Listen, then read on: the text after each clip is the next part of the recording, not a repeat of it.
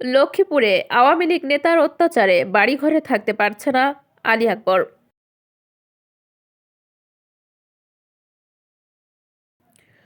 আসসালামু আলাইকুম দর্শক, সকলকে আমন্ত্রণ জানাচ্ছি বিবিআর নিউজ সংবাদে। লক্ষ্মীপুর থেকে সহকর্মী সোহেল হোসেনের পাঠানো তথ্যচিত্রে বিস্তারিত নিয়ে সাথে আছি আমি শারমিন আক্তার। ছাত্র জনতার অভ্যুত্থানে আওয়ামী লীগ সভাপতি ও সাবেক প্রধানমন্ত্রী শেখ হাসিনা পদত্যাগ করে দেশ ছেড়ে পালিয়ে যাওয়ার পর আলী আকবরের ভোগ দখলকৃত জমিতে অবৈধভাবে অনুপ্রবেশ করে রাতের অন্ধকারে দা কাচি নিয়ে জমি দখল করার চেষ্টা চালিয়ে যায় খোরশেদের গ্যাংরা। অভিযোগ উঠেছে খোরশেদ মোশাররফ জাকিরের বিরুদ্ধে।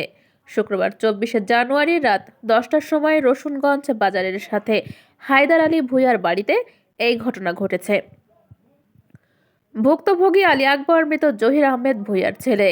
1995 সালে 14% জমির খোরশেদের মাধ্যমে জহির আহমেদ ভূঁইয়া 12,000 টাকা দিয়েছেন।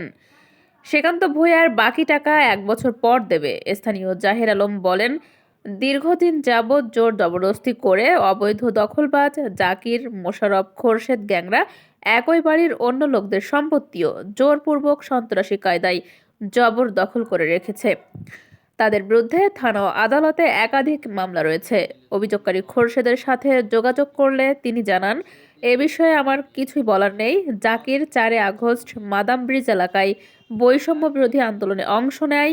আওয়ামী লীগের আমলে চাঁদাবাজি, নারী কেলেঙ্কারি, গাঁজা, ইয়াবা ব্যবসা করত। থানাতে একাধিক মামলা রয়েছে।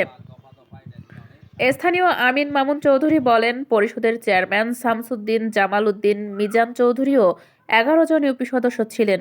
ওই সময় প্রমাণিত হয় জহির আহমেদ দীর্ঘদিন যাবৎ অসুস্থ থাকাতে সুযোগ নিয়েছে খোরশেদ।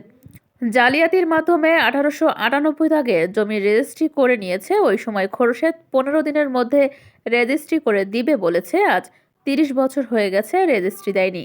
লক্ষ্মীপুর থানার ভারপ্রাপ্ত কর্মকর্তা ওসি আব্দুল মোনাব বলেন, 14% জমি সংক্রান্ত বিরোধ নিয়ে আলী আকবর অভিযোগ দিয়েছে।